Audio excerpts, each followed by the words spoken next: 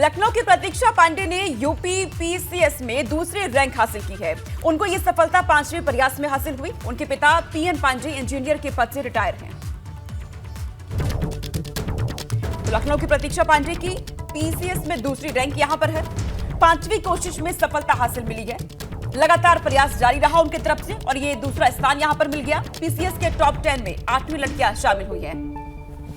उन्होंने मुझसे पहला सवाल पूछा था कि अपने जो इंडिया में कंटेम्प्रेरी थिंकर्स हैं उनके बारे में बताइए, और उसके बाद उन्होंने मुझसे इंटरकास्ट मैरिज के बारे में कई सवाल पूछे थे और स्टेटस के ऊपर सवाल पूछे थे कि स्टेटस कास्ट क्लास में क्या फ़र्क होता है, इसके बारे में सवाल पूछा था और ट्राइब्स के बारे में पूछा था। यही इनके सवाल थे जो उन्होंने मुझसे मेरे ऑप्शनल सब्जेक्ट से पूछे थे।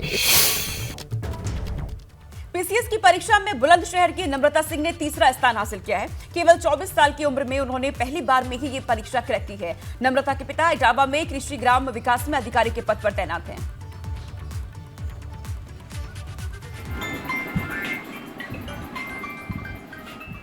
तो पीसीएस परीक्षा में बेटियों ने परचम लहराया है। 24 साल की उम्र में सफलता हासिल की है बुलंदशहर की रहने वाली नम्रता सिंह ने। नम्रता सिंह को तीसरा स्थान मिला है। पहली बार में ही पीसीएस की परीक्षा उन्होंने सफलता के तौर पर यहां पर पूरा जो उनका प्रयास था वो अच्छा रहा। 24 साल की उम्र में ही ये बड़ी सफलता उन्होंने हासिल की है। विद्यार्थियों के लिए बस यही कहूँगी कि अगर कोई लक्ष्य हम निर्धारित करते हैं तो उस तक पहुँचने के लिए हमें काफ़ी असफलताओं का और निराशाओं का सामना करना पड़ता है। काफ़ी वक्त हमें अकेला भी रहना पड़ता है, लेकिन हमें इन सब चीज़ों से हार नहीं माननी चाहिए और आगे बढ़ते रहना चाहिए। आगे रुक करते हैं खबरों में। सीएम योगी आज गोरखपुर को कई सौगात देंगे। सुबह करीब 10:30 बजे भोलाराम मस्करा इंटर कॉलेज में मिनी स्टेडियम का शिलान्यास करेंगे। ये स्टेडियम 10 करोड़ 43 लाख की लागत से 3 एकड़ जमीन पर बनेगा। गीडा में पेप्सिको प्लांट का भूमि पूजन और वहीं आधारशिला भी रखेंगे। ये 1000 करोड़ से अधिक की लागत से बनने वाला देश का दूसरा नंबर का प्लांट होगा। तो सीएम योगी आदित्यनाथ गोरखपुर पहुंचने वाले हैं और करोड़ों की सौगात यहां पर दी जाएगी। कई परियोजनाओं का शिलान्यास करते हुए मुख्यमंत्री योगी आदित्यनाथ नजर आने वाले हैं। तो मुख्यमंत्री लगातार अलग अलग जिलों में पहुंच रही हैं, सौगातें उनकी तरफ से दी जा रही है और इस बीच गोरखपुर का उनका दौरा और यहां पर बड़ी सौगात दी जाएगी। कई परियोजनाओं का शिलान्यास उनकी तरफ से किया जाएगा।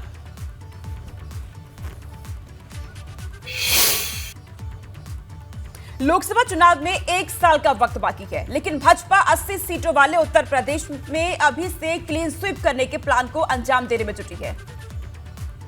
कौशाम्बी में अमित शाह ने राहुल गांधी पर आरोप लगाए कि वो भारत को बदनाम करने के लिए विदेश गए थे। इसके साथ ही विपक्ष पर हमला बोलते हुए एक बार फिर से नरेंद्र मोदी को प्रधानमंत्री बनाने की अपील की।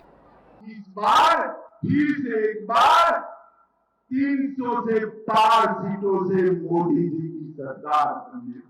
गृह मंत्री ने काशी विश्वनाथ, सोमनाथ मंदिर, अंबाजी, पावागढ़ समेत तीर्थ धामों के विकास में अपनी सरकार की दृढ़ता की बात की तो कांग्रेस पर श्री राम मंदिर के निर्माण में अवरोध पैदा करने के आरोप लगाए।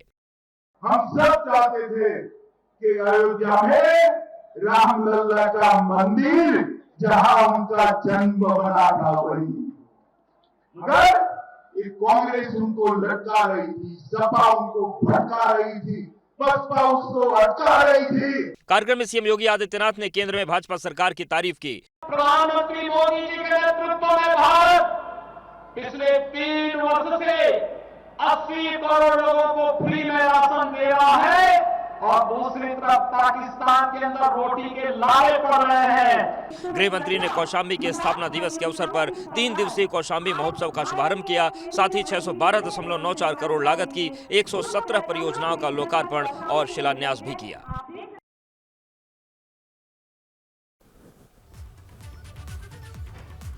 गृहमंत्री अमित शाह कौशाम्बी पहुंचे और इस दौरान उनके कौशाम्बी पहुंचने पर सिरादू से सपा विधायक पल्लवी पटेल को पुलिस ने हाउस अरेस्ट कर लिया, जिस पर अखिलेश यादव ने भाजपा पर नकारात्मक राजनीति करने का आरोप लगाते हुए जमकर हमला बोला है।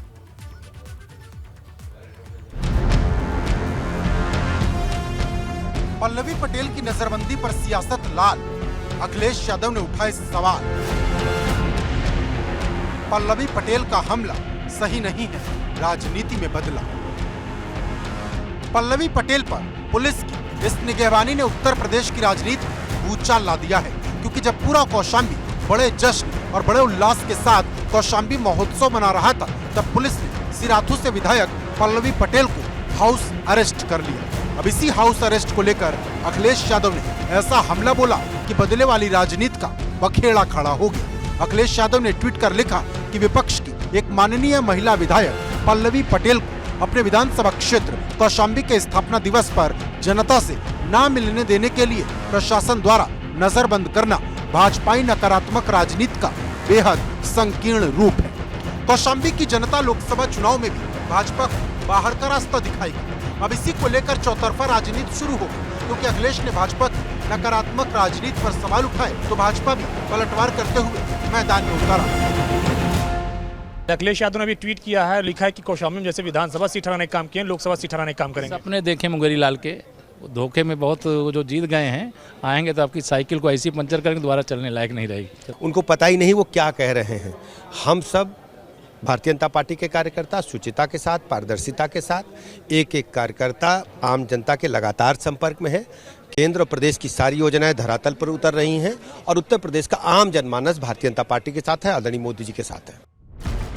गौरतलब है कि कौशाम्बी के स्थापना दिवस के महोत्सव में गृह मंत्री अमित शाह शामिल होने पहुंचे थे। उनके साथ सीएम योगी और डिप्टी सीएम भी मौजूद थे। एलआईयू और अन्य खुफिया तंत्र को आशंका थी कि पल्लवी पटेल कौशाम्बी महोत्सव में पहुंचकर हंगामा कर सकती हैं। हंगामे की आशंका को देखते हुए उन्हें हाउस अरेस्ट कर लिया गया। वहीं सूत्रों की माने तो पल्लवी पटेल बिना निमंत्रण के ही कौशाम्बी महोत्सव में पहुँचने वाली थी, जबकि विधायक पल्लवी पटेल का कहना है कि उन्हें महोत्सव में शामिल होने के लिए निमंत्रण मिला था। देश के माननीय गृह मंत्री जी और प्रदेश के माननीय मुख्यमंत्री जी शिरकत कर रहे उपस्थित होंगे, और क्योंकि ये मेरे विधानसभा क्षेत्र में कार्यक्रम है तो ये मेरा दायित्व है और मेरे लिए गौरव का विषय है कि मैं उनके स्वागत में रहूं और उस कार्यक्रम में शिरकत करूं। लेकिन लॉ एंड ऑर्डर या परमिशन जैसी चीज़ों का हवाला देकर के मुझे यहाँ रोका गया है, जो कि मुझे लगता है न्याय संगत नहीं है। जिस विधानसभा में महान हस्तियाँ देश की शिरकत कर रही हूँ, वहाँ पर ये मेरा अधिकार क्षेत्र है कि मैं वहाँ जा कर के उनका स्वागत करूं, और ये कहीं ना कहीं मेरे विशेषाधिकार का हनन भी है।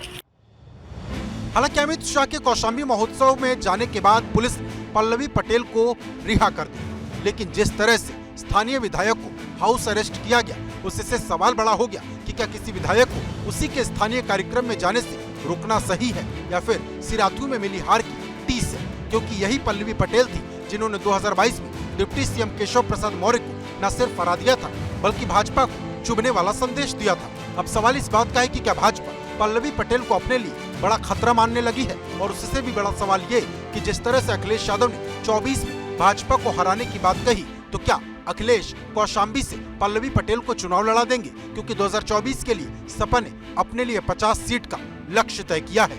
Bureau report, ABP Ganga.